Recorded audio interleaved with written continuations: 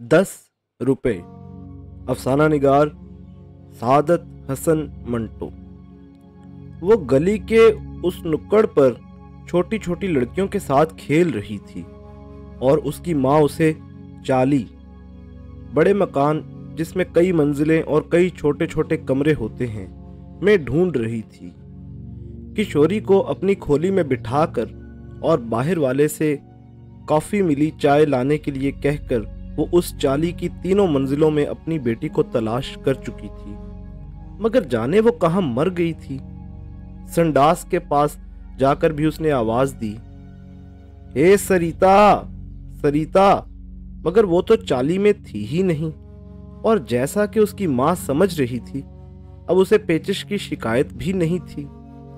दवा पिए बगैर उसको आराम आ चुका था और वो बाहर गली के उस नुक्कड़ पर जहां कचरे का ढेर पड़ा रहता है, छोटी छोटी लड़कियों से खेल रही थी और हर किस्म के फिक्र तरद्दुद से आजाद थी। उसकी माँ बहुत मुतफक्किर थी।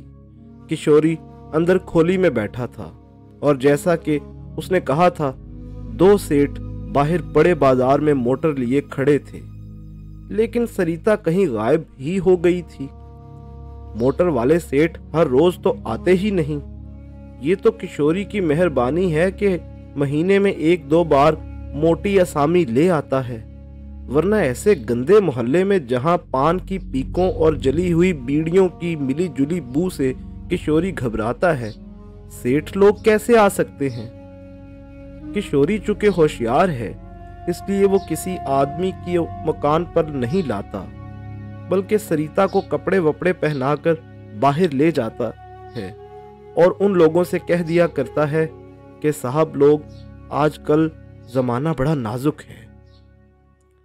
पुलिस के सिपाही हर वक्त घात में लगे रहते हैं। अब तक 200 धंधा करने वाली छोकरियां पकड़ी जा चुकी हैं। कोर्ट में मेरा भी एक केस चल रहा है, इसलिए फूंक फूंक कर कदम रखना पड़ता है। सरिता की मां को बहुत गुस्सा आ रहा था। जब वो नीचे उतरी तो सीढ़ियों के पास रामदई बैठी बीड़ियों के पत्ते काट रही थी। उससे सरिता की मां ने पूछा, तुमने सरिता को कहीं देखा है? जाने कहां मर गई है, बस आज मुझे मिल जाए, वो 4 चोट की मार दूंगी, ये बंद बंद ढीला हो जाए। लोठा की लोठा हो गई है, पर सारा दिन लौंडों के साथ गुदगुड़े लगाती रहती है। रामदई बेड़ियों के पत्ते काटती रही और उसने सरिता की मां को जवाब न दिया। दरअसल रामदई से सरिता की मां ने कुछ पूछा ही नहीं था। वो यूं ही बड़बड़ाती हुई उसके पास से गुजर गई, जैसा कि उसका आम दस्तूर था। हर दूसरे तीसरे दिन उसे सरिता को ढूंढना पड़ता था और रामदई को, जो कि सारा दिन सीढ़ियों के पास पिटारी सामने रखे बीड़ियों पर लाल और सफेद धागे लपेटती रहती थी, मुखातिब करके यही अल्फाज दोहराया करती थी। एक और बात, वो चाली की सारी औरतों से कहा करती थी, मैं तो अपनी सरिता का किसी बाबू से ब्याह करूंगी, इसलिए तो उससे कहती हूं कि कुछ पढ़ लिख ले। यहाँ पास ही एक स्कूल म्यूनिसिपैलिटी ने खोला है, सोचती हूँ उसमें सरिता को दाखिल करा दूं। बहन, इसके पिता को बड़ा शौक था कि मेरी लड़की पढ़ी लिखी हो। उसके बाद वो एक लंबी आह भरकर आमतौर पर अपने मरे हुए शौहर का किस्सा छेड़ देती थी, जो चाली की हर औरत को जुबानी याद था।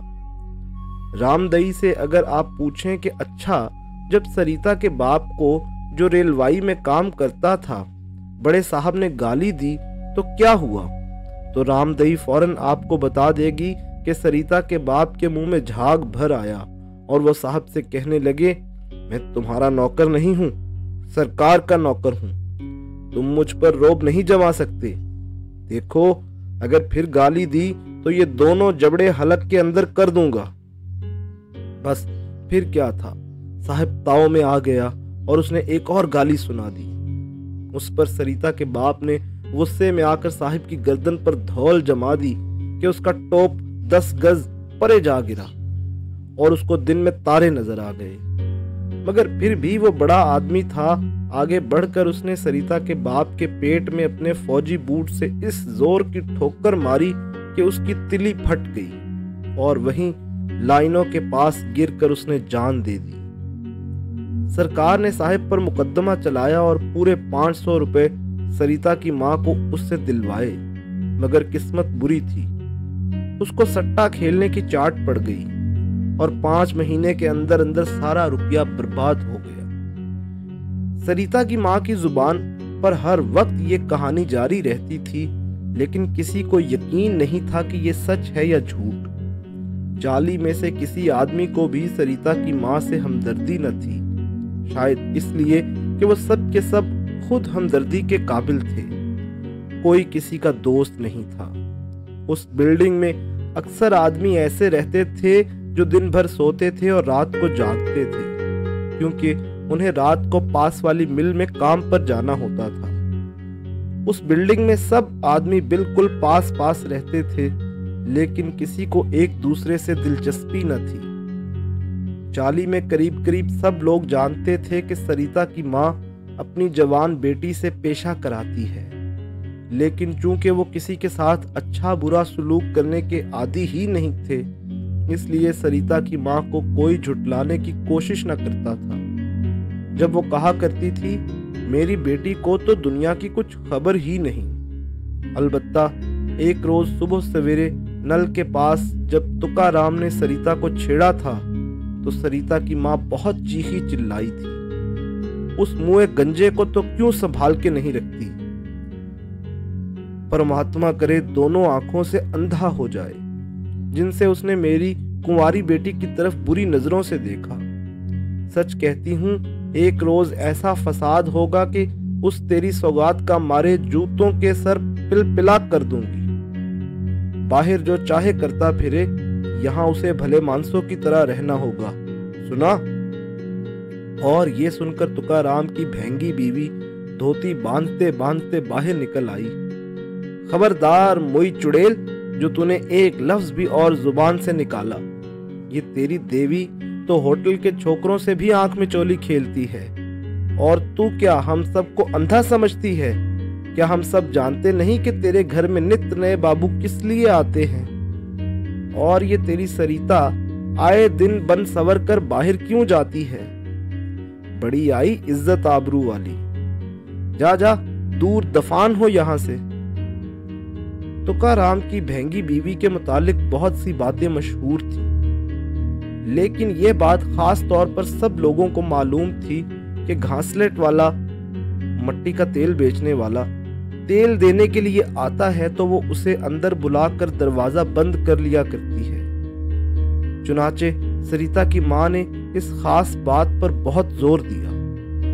वो बार बार नफरत भरे लहजे में उससे कहती, वो तेरा यार घासलेट वाला, 2-2 घंटे उसे खोली में बिठाकर क्या तो उसका घासलेट सूंघती रहती है।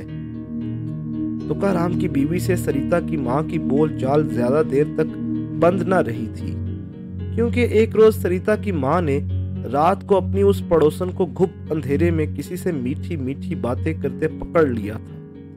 और दूसरे ही रोज तुकाराम की बीवी ने, जब वो रात को पाए धूनी की तरफ से आ रही थी, सरिता को एक जेंटलमैन आदमी के साथ मोटर में बैठे देख लिया। चुनाचे उन दोनों का आपस में समझौता हो गया था। इसीलिए सरिता की मां ने तुकाराम की बीवी से पूछा, तूने कहीं सरिता को नहीं देखा? तुकाराम की बीवी ने भेंगी आंख से गली के नुक्कड़ की तरफ देखा। वहां घूरे के पास पटवारी की लौंडिया से खेल रही है। फिर उसने आवाज धीमी करके उससे कहा, अभी अभी किशोरी ऊपर गया था, क्या तुझसे मिला? सरिता की मां ने इधर उधर देखकर हौले से कहा, ऊपर बिठा आई हूं, पर यह सरिता हमेशा वक्त पर कहीं गायब हो जाती है, कुछ सोचती नहीं, बस दिन भर खेल कूद चाहिए। ये कहकर वो घूरे की तरफ बढ़ी और जब सीमेंट की बनी हुई मूत्री यानी पेशाबगाह के पास आई तो सरिता फौरन उठ खड़ी हुई और उसके चेहरे पर अफसुर्दगी के आसार पैदा हो गए। जब उसकी मां ने खश्म आलूद लहजे में उसका बाजू पकड़कर कहा, चल घर, मैं चल के मर। तुझे तो सिवाय उछल कूद के और कोई काम ही नहीं। फिर रास्ते में उसने हौले से कहा, किशोरी बड़ी देर से आया बैठा है, एक मोटर वाले सेठ को बुलाया है, चल तू भाग के ऊपर चल और जल्दी जल्दी तैयार हो जा। और सुन, वो नीली जॉर्जेट की साड़ी पहन ले, और देख ये तेरे बाल भी बहुत बुरी तरह बिखर रहे हैं, तू जल्दी तैयार हो, कंघी मैं कर दूंगी। ये सुनकर के मोटर वाले सेठ आए हैं, सरिता बहुत खुश हुई। उसे सेठ से इतनी दिलचस्पी नहीं थी जितनी के मोटर से थी। मोटर की सवारी उसे बहुत पसंद थी। जब मोटर फराटे भरती खुली खुली सड़कों पर चलती और उसके मुंह पर हवा के तमाचे पड़ते तो उसके दिल में एक नाकाबिले बयान मसरत उबलना शुरू हो जाती। मोटर में बैठकर उसको हर शय एक हवाई चक्कर दिखाई देती और समझती कि वो खुद एक बगुला है जो सड़कों पर उड़ता चला जा रहा है। सरिता की उम्र ज्यादा से ज्यादा 15 बरस की होगी, मगर उसमें बचपना 13 बरस की लड़कियों का सा था। औरतों से मिलना जुलना और उनसे बातें करना बिल्कुल पसंद नहीं करती थी। सारा दिन छोटी छोटी लड़कियों के साथ ऊट पटांग खेलों में मसरूफ रहती, ऐसे खेल जिनका कोई मतलब ही ना हो। मिसाल के तौर पर वो गली के काले लुक भरे फर्श पर खुर या मिट्टी से लकीरें खींचने में बहुत दिलचस्पी लेती थी, और उस खेल में वो इस इन्हेमाक से मसरूफ रहती जैसे सड़क पर टेढ़ी बिंगी लकीरें अगर ना खींची गईं तो आमदोरफ्त बंद हो जाएगी। और फिर खोली से पुराने टाट उठाकर वो अपनी नन्ही नन्ही सहेलियों के साथ कई कई घंटे उनको फुटपाथ पर झटकने, साफ करने, बिछाने और उन पर बैठने के गैर दिलचस्प खेल में मशगूल रहती थी। सरिता खूबसूरत नहीं थी, रंग उसका स्याही माइल गंदुमी था। बंबई के मरतूब मौसम के बायस उसके चेहरे की जिल्द हर वक्त चिकनी रहती थी और पतले पतले होंठों पर जो चीकू यानी एक फल जिसका रंग गंदुमी होता है के छिलके दिखाई देते थे। हर वक्त खफीफ सी लर्जिश तारी रहती थी। ऊपर के होंठ पर पसीने की 3-4 नन्ही नन्ही बूंदें हमेशा कपकपाती रहती थी। उसकी सेहत अच्छी थी। गिलाजत में रहने के बावजूद उसका जिस्म सडूल और मुतनासिब था। ऐसा मालूम होता था कि उस पर जवानी का हमला बड़ी शिद्दत से हुआ है, जिसने मुखालिफ कुव्वतों को दबा के रख दिया है। कद छोटा था जो उसकी तंदुरुस्ती में इजाफा करता था। सड़क पर फुर्ती से इधर उधर चलते हुए जब उसकी मैली घघरी ऊपर को उठ जाती तो कई राह चलने वाले मर्दों की निगाहें उसकी पिंडलियों की तरफ उठ जाती थीं, जिनमें जवानी के बायस ताजा रंदा की हुई सागवान की लकड़ी जैसी चमक दिखाई देती थी। उन पिंडलियों पर जो बालों से बिल्कुल बेनियाज थीं, मुसामों के नए नन्हे नन्हे निशान देखकर उन संगतरों के छिलके याद आ जाते थे, जिनके छोटे छोटे खुलियों में तेल भरा होता है और जो थोड़े से दबाव पर फुवारे की तरह ऊपर उठकर आंखों में घुस जाया करता है। सरिता की बाहें भी सडूल थीं। कंधों पर उनकी गोलाई मोटे और बड़े बेढब तरीके पर सिले हुए ब्लाउज के बावजूद बाहर झांकती थी। बाल बड़े घने और लंबे थे। उनमें से खोपरे के तेल की बू आती रहती थी। एक मोटे कूड़े के मानिंद उसकी चोटी पीठ को थपकती रहती थी। सरिता अपने बालों की लंबाई से खुश नहीं थी, क्योंकि खेल कूद के दौरान में उसकी चोटी उसे बहुत तकलीफ दिया करती थी और उसे मुख्तलिफ तरीकों से उसको काबू में रखना पड़ता था। सरिता का दिलो दिमाग हर किस्म के फिक्र तरद्दुद से आज़ाद था। दोनों वक्त उसे खाने को मिल जाता था। उसकी माँ घर का सब काम काज करती थी। सुबह को सरिता 2 बाल्टियां भरकर अंदर रख देती और शाम को हर रोज लैंप में 1 पैसे का तेल भरवा लाती। कई बरसों से वो ये काम बड़ी बाकायदगी से कर रही थी। चुनाचे शाम को आदत के बायस खुद ब खुद उसका हाथ उस प्याले की तरफ बढ़ता जिसमें पैसे पड़े रहते थे और लैंप उठाकर वो नीचे चली जाती। कभी कभी यानी महीने में 4-5 बार जब किशोरी सेठ लोगों को लाता था तो उनके साथ होटल में या बाहर अंधेरे मुकामों पर जाने को वो तफरीह ख्याल करती थी। उसने उस बाहर जाने के सिलसिले के दूसरे पहलुओं पर कभी गौर ही नहीं किया था। शायद ये समझती थी कि दूसरी लड़कियों के घर में भी किशोरी जैसे आदमी आते होंगे और उनको सेठ लोगों के साथ बाहर जाना पड़ता होगा, और वहां रात को विरली के ठंडे ठंडे पंचों पर या जूहू की गीली रेत पर जो कुछ होता है सबके साथ होता होगा। चुनाचे उसने एक बार अपनी माँ से कहा था, माँ अब तो शांता भी काफी बड़ी हो गई, उसको भी मेरे साथ भेज दो ना। ये सेठ जो अब आए हैं मुझे अंडे खाने को दिया करते हैं और शांता को अंडे बहुत भाते हैं। उस पर उसकी माँ ने बात गोलमोल कर दी थी।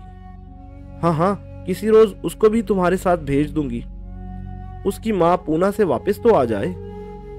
और सरिता ने दूसरे रोज ही शांता को जब वो संडास से निकल रही थी ये खुशखबरी सुनाई थी, तेरी माँ पूना से आ जाए तो सब मामला ठीक हो जाएगा, तू भी मेरे साथ विरली जाया करेगी। और उसके बाद सरिता ने उसको रात की बात कुछ इस तरीके पर सुनाना शुरू की थी जैसे उसने एक ही प्यारा सपना देखा। शांता को, जो सरिता से 2 बरस छोटी थी, ये बातें सुनकर ऐसा लगा जैसे उसके सारे जिस्म के अंदर नन्हे नन्हे घुंघरू बज रहे हैं। सरिता की सब बातें सुनकर उसको तसल्ली न हुई और उसका बाजू खींचकर उसने कहा, चल नीचे चलते हैं, वहां बातें करेंगे। और नीचे उस मूत्री के पास जहां गिरधारी बनिया ने बहुत से टाटों पर खोपरे के मैले टुकड़े सुखाने के लिए डाल रखे थे, वो दोनों देर तक कपकपी करने वाली बातें करती रही थीं। उस वक्त भी जबकि सरिता धोती के पर्दे के पीछे नीली जॉर्जेट की साड़ी पहन रही थी, कपड़े के मस ही से उसके बदन पर गुदगुदी हो रही थी और मोटर की सैर का ख्याल उसके दिमाग में परिंदों की सी फड़फड़ाहटें पैदा कर रहा था। अब की बार सेठ कैसा होगा और उसे कहां ले जाएगा, ये और इसी किस्म के और सवाल उसके दिमाग में नहीं आ रहे थे। अलबत्ता जल्दी जल्दी कपड़े बदलते हुए उसने 1-2 मरतबा ये जरूर सोचा था कि ऐसा ना हो कि मोटर चले और चंद ही मिनटों में किसी होटल के दरवाजे पर ठहर जाए और एक बंद कमरे में सेठ शराब पीना शुरू कर दें और उसका दम घुटना शुरू हो जाए। उसे होटलों के बंद कमरे पसंद नहीं थे जिनमें आमतौर पर लोहे की 2 चारपाइयां इस तौर बिछी होती थीं गोया उन पर जी भर के सोने की इजाजत ही नहीं है। जल्दी जल्दी उसने जॉर्जेट की साड़ी पहनी और उसकी शिकने दुरुस्त करती हुई एक लम्हे के लिए किशोरी के सामने आ खड़ी हुई। किशोरी, जरा देखो पीछे से साड़ी ठीक है ना? और जवाब का इंतजार किए बगैर वो लकड़ी के उस टूटे हुए बक्स की तरफ बढ़ी जिसमें उसने जापानी सुर्खी रखी हुई थी। एक धुंधले आईने को खिड़की की सलाखों में अटकाकर उसने दोहरी होकर अपने गालों पर पाउडर लगाया और सुर्खी लगाकर जब बिल्कुल तैयार हो गई तो मुस्कुराकर किशोरी की तरफ दाद तलब निगाहों से देखा। शोख रंग की नीली साड़ी में होंठों पर बेतरतीबी से सुर्खी की धड़ी जमाए और सांवले गालों पर प्याजी रंग का पाउडर मले वो मिट्टी का एक ऐसा खिलौना मालूम हुई जो दिवाली पर खिलौने बेचने वालों की दुकान में सबसे ज्यादा नुमाया दिखाई दिया करता है। इतने में उसकी माँ आ गई। उसने जल्दी जल्दी सरिता के बाल दुरुस्त किए और कहा, देखो बिटिया, अच्छी अच्छी बातें करना और जो कुछ वो कहें मान लेना। ये सेठ जो आए हैं ना, बड़े आदमी हैं, मोटर उनकी अपनी है। फिर किशोरी से मुखातिब होकर कहा, अब तू जल्दी से ले जा इसे, बेचारे कब के खड़े राह देख रहे होंगे। बाहर बड़े बाजार में जहां एक कारखाने की लंबी दीवार दूर तक चली गई है, एक पीले रंग की मोटर यहाँ पेशाब करना मना है के छोटे से बोर्ड के पहलू में खड़ी थी और 3 हैदराबादी नौजवान अपनी अपनी नाक पर रुमाल रखे किशोरी का इंतजार कर रहे थे। वो मोटर आगे ले जाते मगर मुसीबत ये है कि दीवार दूर तक चली गई थी और उसके साथ ही पेशाब का सिलसिला भी। जब गली के मोड़ से उस नौजवान को जो मोटर का हैंडल थामे बैठा था किशोरी नजर आया तो उसने अपने बाकी 2 साथियों से कहा, लो भाई आ गए, यह है किशोरी। और उसने मोटर की तरफ निगाहें जमाए रखी और अरे ये तो बिल्कुल ही छोटी लड़की है, जरा तुम भी देखो ना। अरे भाई वो नीली साड़ी में। जब किशोरी और सरिता दोनों मोटर के पास आ गए तो पिछली सीट पर जो 2 नौजवान बैठे थे उन्होंने दरमियान में से अपने हैट वगैरह उठा लिए और जगह खाली कर दी। किशोरी ने आगे बढ़कर मोटर के पिछले हिस्से का दरवाजा खोला और फुर्ती से सरिता को अंदर दाखिल कर दिया। दरवाजा बंद करके किशोरी ने उस नौजवान से जो मोटर का हैंडल थामे था कहा, माफ कीजिएगा, देर हो गई, ये बाहर अपनी किसी सहेली के पास गई हुई थी। तो नौजवान ने मुड़कर सरिता की तरफ देखा और किशोरी से कहा, ठीक है, लेकिन देखो। सिरक कर मोटर की उस खिड़ी में से उसने अपना सर बाहर निकाला और हौले से किशोरी के कान में कहा, शोर-वोर तो नहीं मचाएगी? किशोरी ने उसके जवाब में अपने सीने पर हाथ रखकर कहा, सेठ, आप मुझ पर भरोसा रखिए। ये सुनकर उस नौजवान ने जेब में से 2 रुपए निकाले और किशोरी के हाथ में थमा दिए। जाओ ऐश करो। किशोरी ने सलाम किया और मोटर स्टार्ट हुई। शाम के 5 बजे थे। बंबई के बाजारों में गाड़ियों, ट्रामों, बसों और लोगों की आमदोरफ्त बहुत ज्यादा थी। सरिता खामोशी से 2 आदमियों के बीच में दुबकी बैठी रही। बार बार अपनी रानों को जोड़कर ऊपर हाथ रख देती और कुछ कहते कहते खामोश हो जाती। वो दरअसल मोटर चलाने वाले नौजवान से कहना चाहती थी, सेठ, जल्दी जल्दी मोटर चलाओ, मेरा तो यूं दम घुट जाएगा। बहुत देर तक मोटर में किसी ने एक दूसरे से बात न की। मोटर वाला मोटर चलाता रहा और पिछली सीट पर दोनों हैदराबादी नौजवान अपनी अचकनों में वो इज़्तिराब छुपाते रहे जो पहली दफा एक नौजवान लड़की को बिल्कुल अपने पास देखकर उन्हें महसूस हो रहा था। ऐसी नौजवान लड़की जो कुछ अरसे के लिए उनकी अपनी थी, यानी जिससे वो बिला खौफ व खतर छेड़छाड़ कर सकते थे। वो नौजवान जो मोटर चला रहा था 2 बरस से बंबई में कयाम पजीर था और सरिता जैसी कई लड़कियां दिन के उजाले और रात के अंधेरे में देख चुका था। उसकी पीली मोटर में मुख्तलिफ रंगो नस्ल की छोकरियां दाखिल हो चुकी थीं, इसलिए उसे कोई खास बेचैनी महसूस नहीं हो रही थी। हैदराबाद के उसके 2 दोस्त आए थे। उनमें से एक, जिसका नाम शहाब था, जो बंबई में पूरी तरह सैर तफरी करना चाहता था, इसलिए किफ़ायत ने यानी मोटर के मालिक ने अज़राह दोस्त नवाजी किशोरी के जरिए से सरिता का इंतजाम कर दिया था। दूसरे दोस्त अनवर से किफ़ायत ने कहा कि भाई तुम्हारे लिए भी एक रहे तो क्या हर्ज है, मगर उसमें चूंकि अखलाकी कुव्वत कम थी इसलिए शर्म के मारे वो ये न कह सका कि हाँ भाई मेरे लिए भी एक रहे। किफ़ायत ने सरिता को पहले कभी नहीं देखा था, क्योंकि किशोरी बहुत देर के बाद ये नई छोकरी निकाल कर लाया था, लेकिन इस नएपन के बावजूद उसने अभी तक उससे दिलचस्पी न ली थी, शायद इसलिए कि वो एक वक्त में सिर्फ एक काम कर सकता था। मोटर चलाने के साथ साथ वो सरिता की तरफ ध्यान नहीं दे सकता था। जब शहर खत्म हो गया और मोटर मुज़ाफ़ात की सड़क पर चलने लगी तो सरिता उछल पड़ी। वो दबाव जो अब तक उसने अपने ऊपर डाल रखा था, ठंडी हवा के झोंकों और उड़ती हुई मोटर ने एकदम उठा दिया और सरिता के अंदर बिजलियां सी दौड़ गईं। वो सर तपा हरकत बन गई। उसकी टांगें थिरकने लगीं, बाजू नाचने लगे, अंगियां कपकपाने लगीं और वो अपने दोनों तरफ भागते हुए दरख्तों को दौड़ती हुई निगाहों से देखने लगी। अब अनवर और शहाब आराम महसूस कर रहे थे। शहाब ने, जो सरिता पर अपना हक समझता था, हौले से अपना बाजू उसकी कमर में हायल करना चाहा। एकदम सरिता की गुदगुदी उठी। तड़प कर वो अनवर पर जा गिरी और पीली मोटर की खिड़कियों में से दूर तक सरिता की हंसी बहती गई। शहाब ने जब एक बार फिर उसकी कमर की तरफ हाथ बढ़ाया तो सरिता दोहरी हो गई और हंसते हंसते उसका बुरा हाल हो गया। अनवर एक कोने में दुबका रहा और मुंह में थूक पैदा करने की कोशिश करता रहा।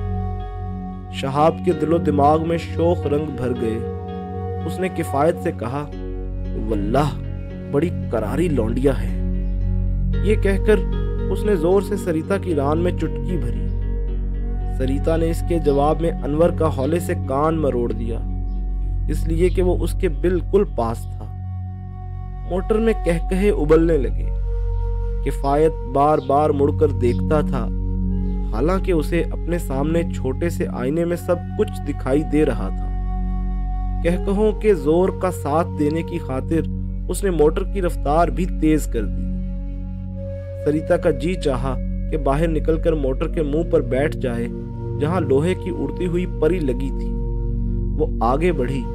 शहाब ने उसे छेड़ा, सो संभलने की खातिर उसने किफायत के गले में अपनी बाहें हमायल कर दी। किफायत ने गैर इरादी तौर पर उसके हाथ चूम लिए। एक सनसनी सी सरिता के जिस्म में दौड़ गई और फांद कर अगली सीट पर किफायत के पास बैठ गई और उसकी टाई से खेलना शुरू कर दिया। तुम्हारा नाम क्या है? उसने किफायत से पूछा। मेरा नाम? किफायत ने पूछा। मेरा नाम किफायत है। ये कहकर उसने 10 रुपए का नोट उसके हाथ में दे दिया। सरिता ने उसके नाम की तरफ कोई तवज्जो न दी और नोट अपनी चोली में अड़स कर बच्चों की तरह खुश होकर कहा, तुम बहुत अच्छे आदमी हो, तुम्हारी ये टाई बहुत अच्छी है। उस वक्त सरिता को हर शय अच्छी नजर आ रही थी। वो चाहती थी कि जो बुरे भी हैं अच्छे हो जाएं और फिर ऐसा हो कि मोटर तेज दौड़ती रहे और हर शय हवाई बगुला बन जाए। एकदम उसका जी चाहा कि गाए। चुनाचे उसने किफायत की टाई से खेलना बंद करके गाना शुरू कर दिया। तुम्ही ने मुझको प्रेम सिखाया, सोए हुए हृदय को जगाया। कुछ देर ये फिल्मी गीत गाने के बाद सरिता एकदम पीछे मुड़ी और अनवर को खामोश देखकर कहने लगी, तुम क्यों चुपचाप बैठे हो? कोई बात करो, कोई गीत गाओ। ये कहते हुए वो अचानक उचक कर पिछली सीट पर चली गई और शहाब के बालों में उंगलियों से कंघी करने लगी। आओ हम दोनों गाएं। तुम्हें याद है वो गाना जो देविका रानी ने गाया था, मैं बन के चिड़िया बन के बोलूं रे। देविका रानी कितनी अच्छी है। ये कहकर उसने दोनों हाथ जोड़कर अपनी ठोड़ी के नीचे रख लिए और आंखें झपकाते हुए कहा। अशोक कुमार और देविका रानी पास पास खड़े थे। देविका रानी कहती थी, मैं बन की चिड़िया बन के बन बन बोलूं रे, और अशोक कुमार कहता था, तुम कहो ना। सरिता ने गाना शुरू कर दिया, मैं बन की चिड़िया बन के बन बन बोलूं रे। शहाब ने भद्दी आवाज में गाया, मैं बन का पंछी बन के बन बन बोलूं रे। और फिर बकायदा डुएट शुरू हो गया। किफायत ने मोटर का हॉर्न बजाकर ताल का साथ दिया। सरिता ने तालियां बजाना शुरू कर दी। सरिता का बारीक सर, शहाब की फटी हुई आवाज, हॉर्न की पौ पौ, हवा की साएं साएं और मोटर के इंजन की फड़फड़ाहट, ये सब मिलजुल कर एक ऑर्केस्ट्रा बन गए। सरिता खुश थी, शहाब खुश था, किफायत खुश था। उन सबको खुश देखकर अनवर को भी खुश होना पड़ा। वो दिल में बहुत शर्मिंदा हुआ कि खामखा उसने अपने को कैद कर रखा है। उसके बाजुओं में हरकत पैदा हुई। उसके सोए हुए जज्बात ने अंगड़ाइयां ली और वह सरिता, शहाब और किफायत की शोर अफशां खुशी में शरीक होने के लिए तैयार हो गया। गाते गाते सरिता ने अनवर के सर से उसका हैट उतार कर अपने सर पर पहन लिया और ये देखने के लिए कि उसके सर पर कैसा लगता है, उचक कर अगली सीट पर चली गई और नन्हे से आईने में अपना चेहरा देखने लगी। अनवर सोचने लगा कि क्या मोटर में वो शुरू ही से हैट पहने बैठा था। सरिता ने जोर से किफायत की मोटी रान पर तमाचा मारा। अगर मैं तुम्हारी पतलून पहन लूं और कमीज पहनकर ऐसी टाई लगा लूं तो क्या पूरा साहब ना बन जाऊं? ये सुनकर शहाब की समझ में न आया कि वो क्या करे। चुनाचे उसने अनवर के बाजुओं को झंझोड़ दिया। वल्लाह तुम निरे चुगत हो। और अनवर ने थोड़ी देर के लिए महसूस किया कि वो वाकई बहुत बड़ा चुगत है। किफायत ने सरिता से पूछा, तुम्हारा नाम क्या है? मेरा नाम, सरिता ने हैट के फीते को अपनी ठोड़ी के नीचे जमाते हुए कहा, मेरा नाम सरिता है। शहाब पिछली सीट से बोला, सरिता तुम औरत नहीं फुलझड़ी हो। अनवर ने कुछ कहना चाहा, मगर सरिता ने ऊंचे सुरों में गाना शुरू कर दिया। प्रेम नगर में बनाऊंगी घर, मैं तज के सब संसार। किफायत और शहाब के दिल में बैक वक्त ये ख्वाहिश पैदा हुई कि ये मोटर यूं ही सारी उम्र चलती रहे। अनवर फिर सोच रहा था कि वो चुगत नहीं है तो क्या है। प्रेम नगर में बनाऊंगी घर में तज के सब संसार।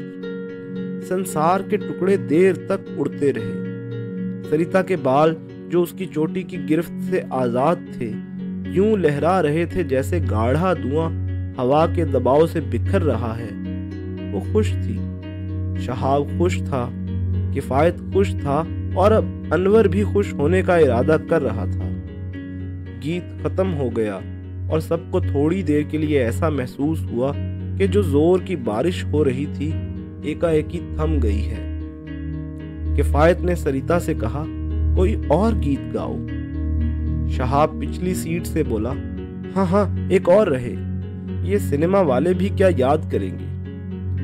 सरिता ने गाना शुरू कर दिया। मोरे आंगना में आए आली, मैं चाल चलूं मतवाली। मोटर भी मतवाली चाल चलने लगी।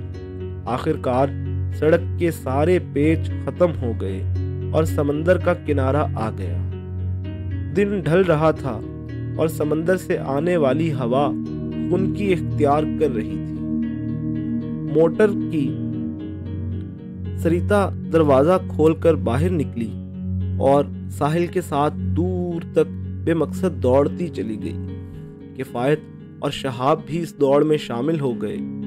खुली फजा में बेपाया समंदर के पास ताड़ के ऊंचे ऊंचे पेड़ों तले गीली गीली रेत पर सरिता समझ न सकी कि वो क्या चाहती है। उसका जी चाहता था कि बैक वक्त फजा में घुल मिल जाए, समंदर में फैल जाए, इतनी ऊंची हो जाए कि ताड़ के दरख्तों को ऊपर से देखे, साहिल की रेत की सारी नमी पैरों के जरिए से अपने अंदर जज्ब कर ले और फिर वही मोटर हो और वही उड़ाने, वही तेज तेज झोंके और वही मुसलसल पौ पौ। वो बहुत खुश थी जब तीनों हैदराबादी नौजवान साहिल की गीली गीली रेत पर बैठकर बियर पीने लगे तो किफायत के हाथ से सरिता ने बोतल छीन ली। ठहरो, मैं डालती हूँ। सरिता ने इस अंदाज से ग्लास में बियर उंडेली कि झाग ही झाग पैदा हो गई। सरिता ये तमाशा देखकर बहुत खुश हुई। सांवले सांवले झागों में उसने अपनी उंगली खुबोई और मुंह में डाल ली। जब कड़वी लगी तो मुंह बहुत बुरा बनाया। किफायत और शहाब बेइख्तियार हंस पड़े।